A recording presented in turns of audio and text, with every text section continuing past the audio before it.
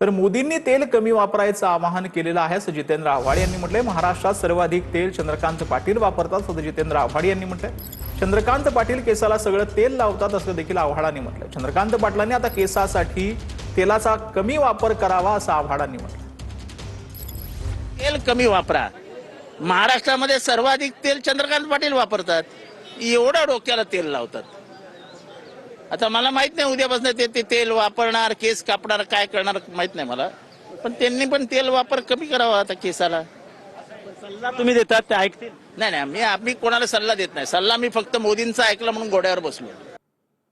पंतप्रधान मोदींनी वडीलधारी व्यक्ती म्हणून आव्हान केलं असं योगेंद्र पवार यांनी म्हटलंय। पंतप्रधानांचं ऐकणं हे आपलं काम आहे असं देखील योगेंद्र पवारांनी म्हटलंय। पंतप्रधान कोणतंही आव्हान विचार करूनच करतात असं देखील योगेंद्र पवारांनी म्हटलेलं आहे।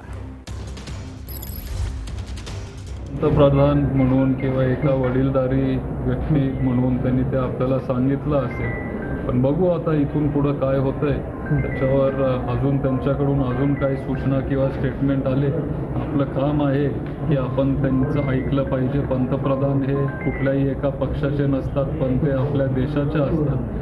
आपण त्यांना तिथं निवडून दिलेलं आहे। भारताच्या जनतेने त्यांना तिथं पाठवलंय। त्याच्यामुळे जेव्हा ते एखादं आवाहन करतात आपल्याला, ते आपल्या हिताचंच ते विचार करून ते तसं आवाहन करत असतात।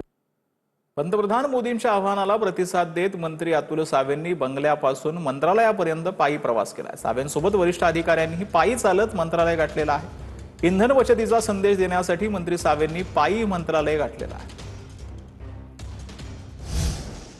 तर सीबीआय संचालक निवड प्रक्रियेवरती विरोधी पक्षनेते राहुल गांधींनी आक्षेप घेतलाय। निवड समितीच्या कार्यपद्धतीवर नाराजी दर्शवत मोदींना पत्र लिहिलंय। निवड प्रक्रिया पूर्वनियोजित आणि पक्षपाती असल्याचा आरोप करण्यात आलाय। सीबीआय सारख्या संस्थेचा वापर विरोधक आणि पत्रकार आणि टीकाकारांना लक्ष्य करण्यासाठी होतो असं राहुल गांधींनी म्हटलं। निवड प्रक्रियेमध्ये विरोधी पक्षनेत्याची भूमिका केवळ औपचारिकता बनली असं देखील राहुल गांधींनी म्हटलं। 21 ऑक्टोबर 2025 रोजी पारदर्शक प्रक्रियेसाठी सूचना केल्या होत्या, मात्र त्यावर कोणताही प्रतिसाद मिळाला नसल्याचं राहुल गांधी यांनी पत्रात म्हटलं। दरम्यान आज पंतप्रधान मोदींच्या निवासस्थानी सीबीआय संचालक निवडीसाठी बैठक पार पडली। यावेळेला राहुल गांधी आणि सरन्यायाधीशही उपस्थित होते। तर राज ठाकरे उद्या दुपारी 1 वाजता ठाणे कोर्टामध्ये हजर राहतील। 2008 मधील रेल्वे भरती प्रकरणामध्ये मनसेनं आंदोलन केलं होतं। रेल्वे भरतीसाठी आलेल्या उत्तर भारतीयांना मनसेनं मारहाण केल्याचा आरोप आहे। गदी माडगुळकरांचे नातू सुमित्र माडगुळकरांनी फेसबुक पोस्ट केले। आई आणि मुलाच्या नात्यात आलेला दुरावा आता दूर झालाय। गैरसमज दूर करण्याचा आम्ही प्रयत्न केल्याचं देखील त्यांनी म्हटलेलं आहे।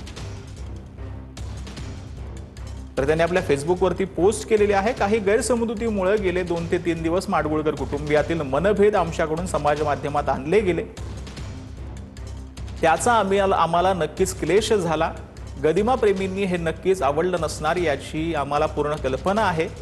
झालेल्या प्रकाराबद्दल आम्ही सर्व गदिमा प्रेमींची माफी मागतो। आई व मुलांच्या नात्यामध्ये झालेला दुरावा आता दूर झाल्याच्या वेळेला त्यांनी म्हटलंय। झालेले गैरसमज दूर करण्याचा आम्ही प्रयत्न केला आहे। गदिमांच्या वास्तूला जपण्याचा आम्ही नक्कीच प्रयत्न करू।